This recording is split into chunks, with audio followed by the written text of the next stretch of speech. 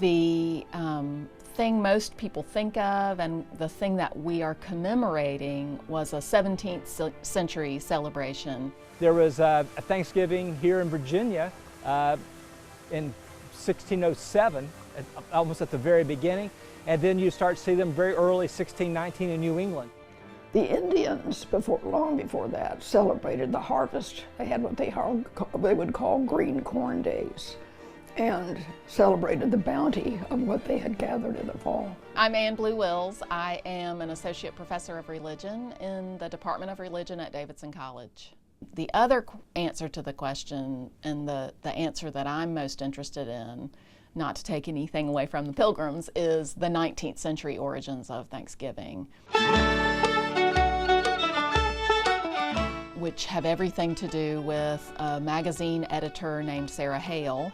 Every fall, every November in particular, she would include stories and recipes and advice on how to host a true American Thanksgiving. Sarah Hale, the editor of Godey's Ladies Book, said, you know, we need to reestablish a connection with the good old days.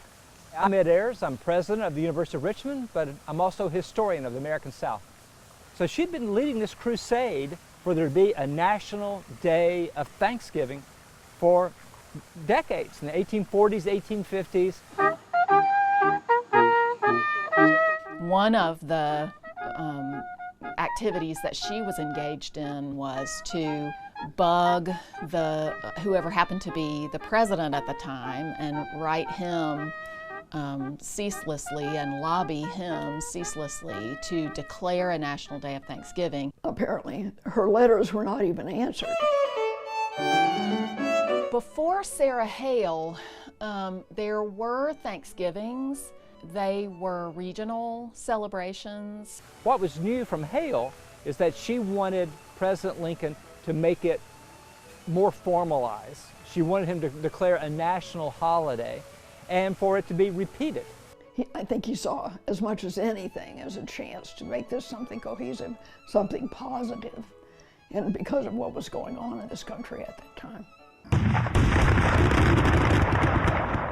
One of her concerns was that the South was in rebellion in her mind. I mean, this is a woman who's from Philadelphia, and so, you know, her concern is to use Thanksgiving in part to weld the South back into the Union. So she wrote him in September of 1863.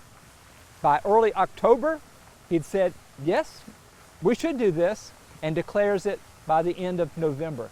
In between, he gave the Gettysburg Address. Lincoln needed some stability. That's one reason he seized the moment to give the Gettysburg Address, but also seized the moment to create Thanksgiving, because if we're giving thanks, there must be something worth giving thanks for. Things must be doing pretty well.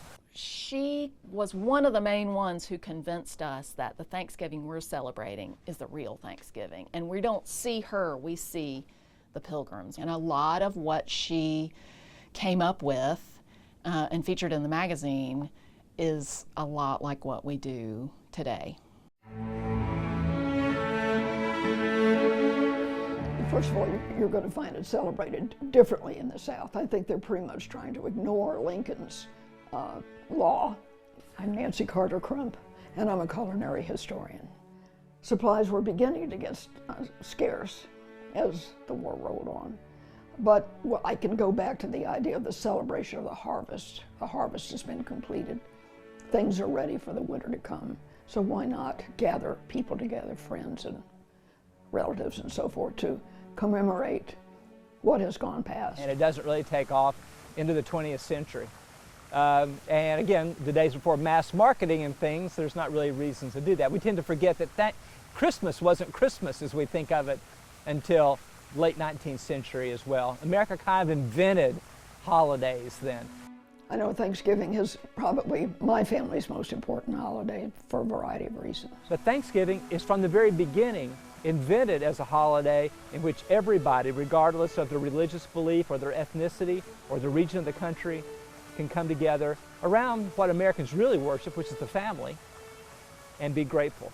So in many ways, it's the most American holiday, even though its roots are pretty tangled.